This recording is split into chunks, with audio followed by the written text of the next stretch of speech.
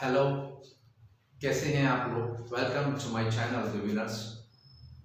उम्मीद करता हूं आप लोग बखैर होंगे। मैं आपका दोस्त सैयद राशिद अली फिर एक मरतबा आपकी खिदमत में हाजिर हूं।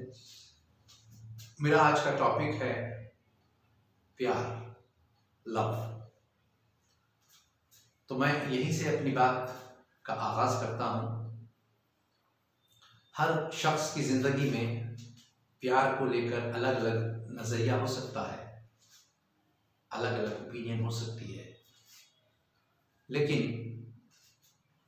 मैं जिस तरीके से प्यार को समझता हूँ, मेरे नज़दीक जो उसकी डेफिनेशन है, मैं वो आपसे शेयर करने की कोशिश कर रहा हूँ। उम्मीद करता हूँ कि आपको पसंद आएगी। मेरे नज़दीक दुनिया में प्यार की अगर सबसे अजीम, सबसे ग्रेट, सबसे महान कोई एग्जाम्पल है तो वो है माँ। हमें प्यार को समझने के लिए किसी बहुत बड़ी किताब की या किसी फिलोसोफर के कोट्स की ज़रूरत नहीं है कि प्यार क्या होता है। अगर हम सही तरीके से प्यार की डेफिनेशन जानना चाहते हैं तो अपनी माँ की ज़िंदगी को उठा कर देखिए।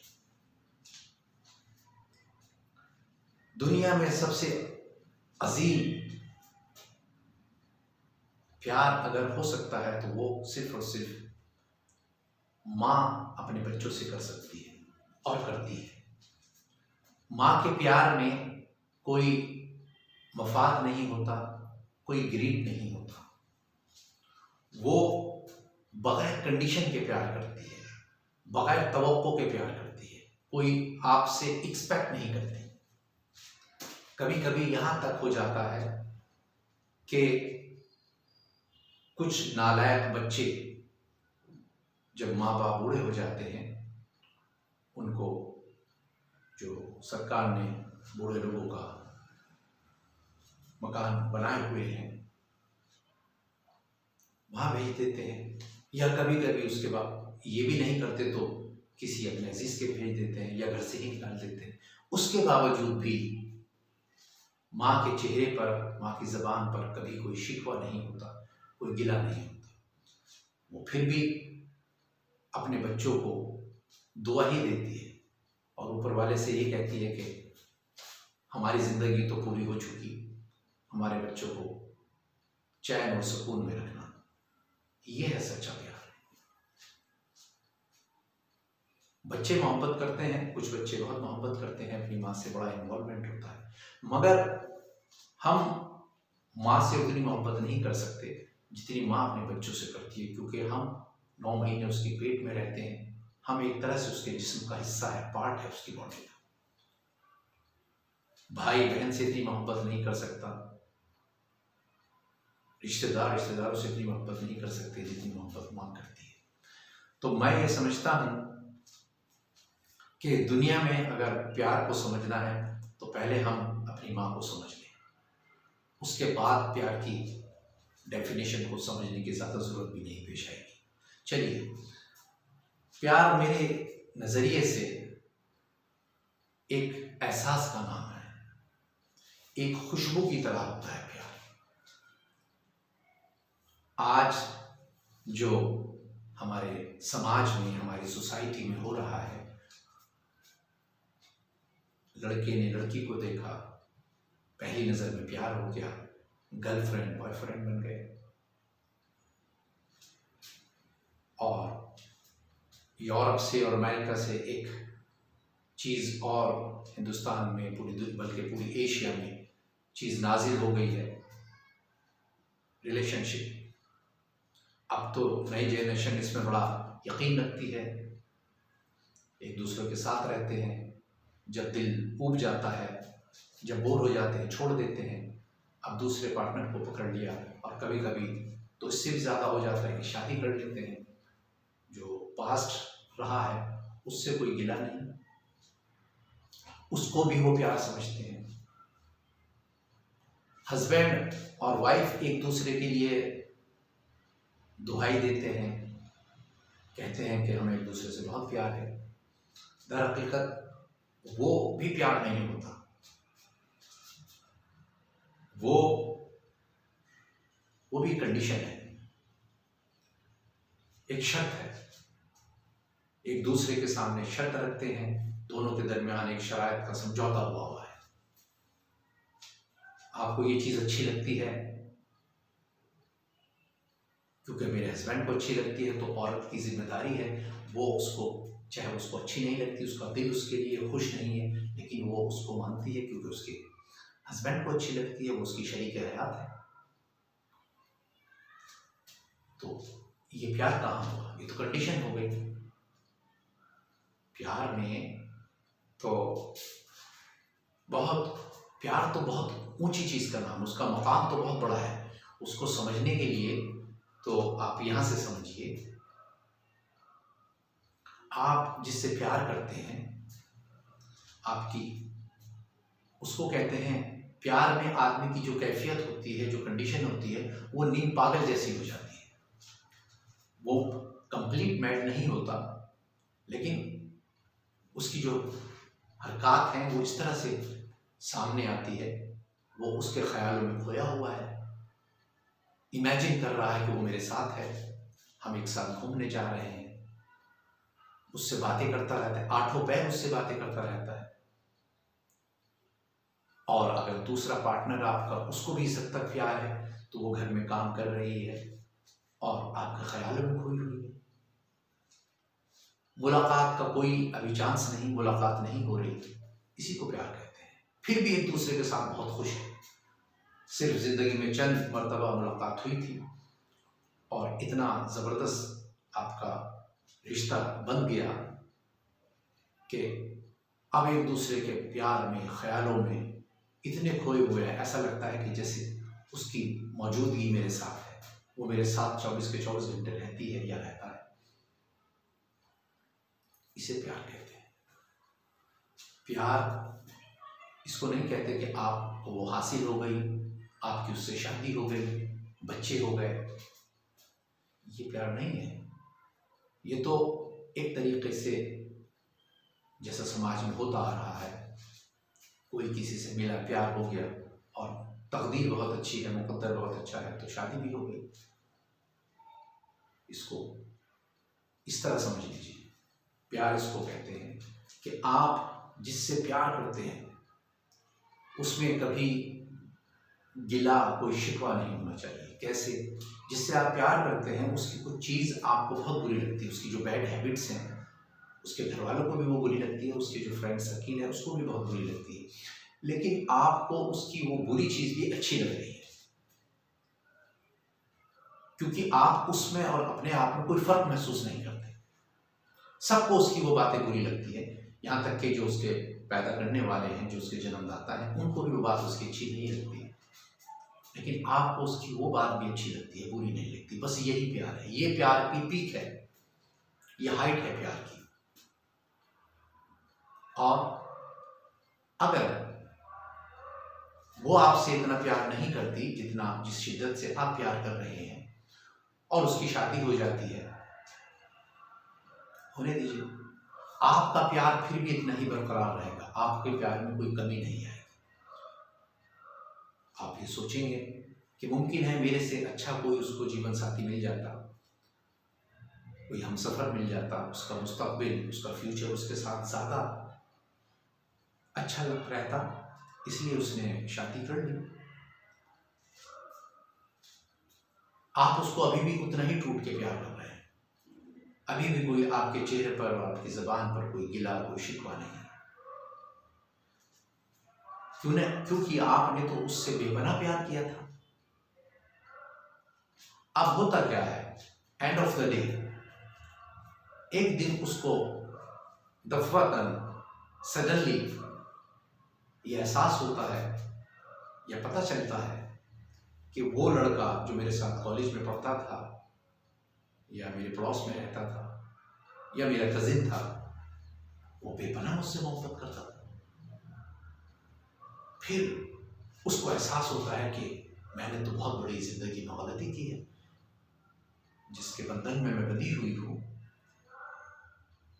अगरचे अब तो मेरे बच्चे भी हो गए हैं, समाज की जिम्मेदारी है, मजहब की जिम्मेदारी है, धर्म की जिम्मेदारी है, इन तमाम तर चीज़ों को छोड़कर मैं उसके पास नहीं जा सकती।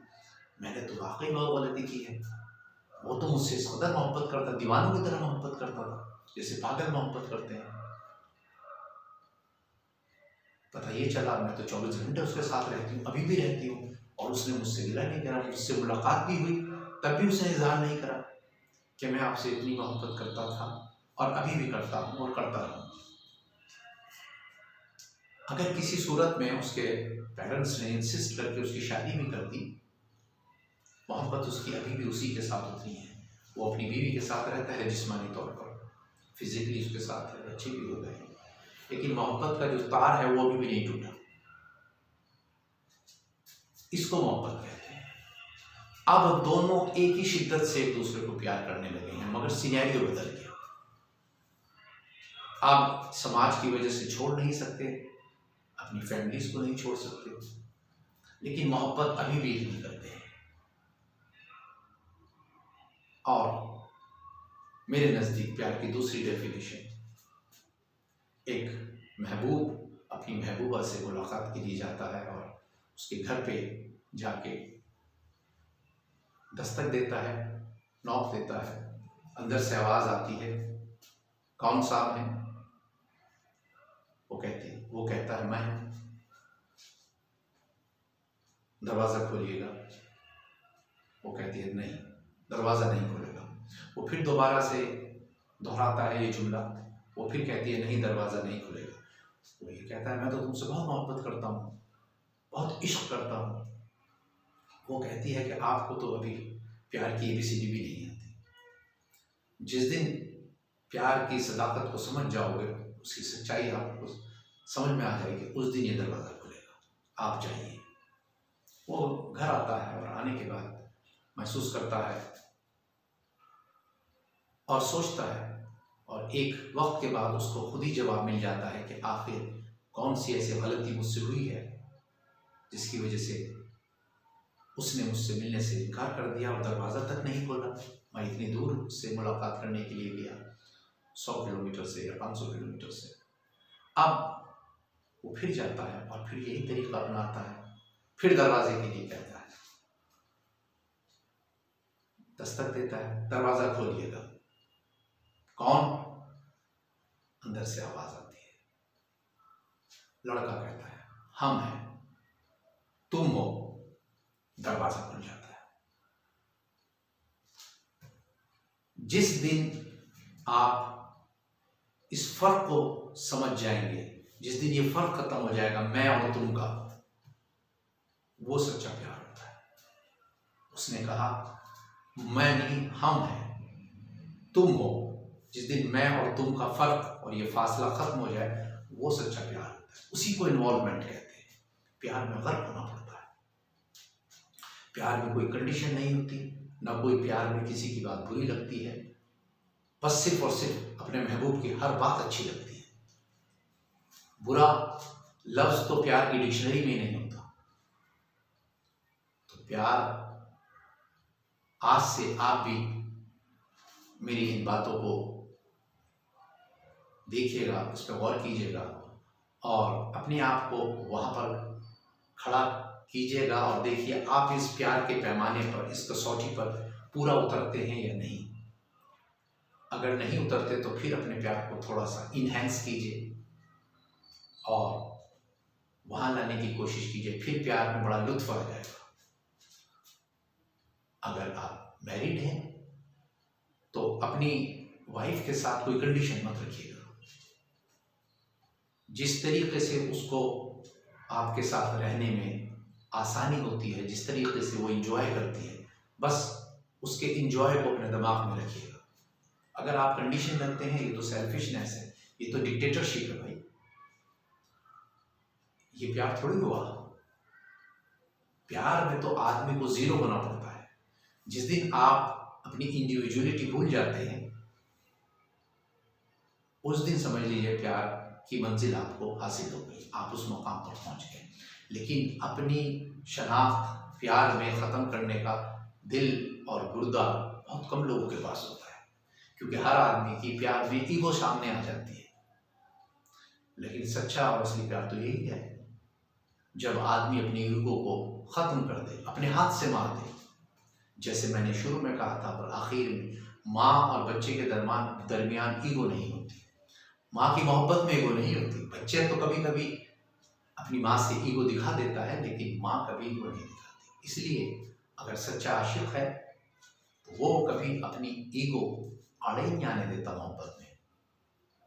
वो जिस तरीके से उसके महबूब को चीज़ें अच्छी लगती हैं, चाहे वो बुरी हो, तब भी खुश रहता है और बहुत खुश रहता है। अब ये उसके महबूब के ऊपर डिपेंड करता है कि उसके महबूब को ये बातें बुरी लग रही हैं तो वो उनको थोड़ा सा चेंज कर लेती है या कर लेता है, ये उनके ऊपर डिपेंड करता है। लेकिन आप अपने ज़बान से कुछ मत कहिए और फिर देखिए ज़िंदगी गुजारने का कितना मज़ा आएगा। फिर उसमें एक लुत्फ आना शुरू हो जाएगा। और ऐसे ही लोगों के लोग एग्जाम्पल देते हैं, ऐसे ही लोग हिस्ट्री लिखते हैं, ऐसे ही लोग इतिहास को रच देते हैं। तो बस आज के टॉपिक में आपसे मैं यही चंद बातें डिस्कस करना चाहता था। यूँ तो ये टॉपिक अपने अंदर बहुत बड़ा है, इस पे बहुत देर तक मज़ीद और बोला जा सकता है, लेकिन वीडियो का भी जहन में ख्याल रखना पड़ता है, उसकी ड्यूरेशन का, तो बहुत ज़्यादा लंबा नहीं बोलना चाहिए। तो मैं अब आपसे इजाज़त चाहता हूँ और अपने अगले किसी वीडियो में आपसे फिर मुलाकात करूँगा। जब तक के लिए मुझे इजाज़त दे दीजिएगा। और आखिर में एक मरतबा आपसे फिर मैं ये इल्तमास करना चाहता हूँ, ये रिक्वेस्ट है कि अगर आपने अभी तक मेरा चैनल सब्सक्राइब नहीं किया है और बेल का बटन भी नहीं दबाया है तो बराए करम ये दोनों काम बैक वक्त कर लीजिए, ताकि मेरी वीडियो तमाम तर आप तक पहुंचती रहे और मेरा सफ़र भी आसान हो जाए। चलिए, बहुत बहुत शुक्रिया। Thank you very much.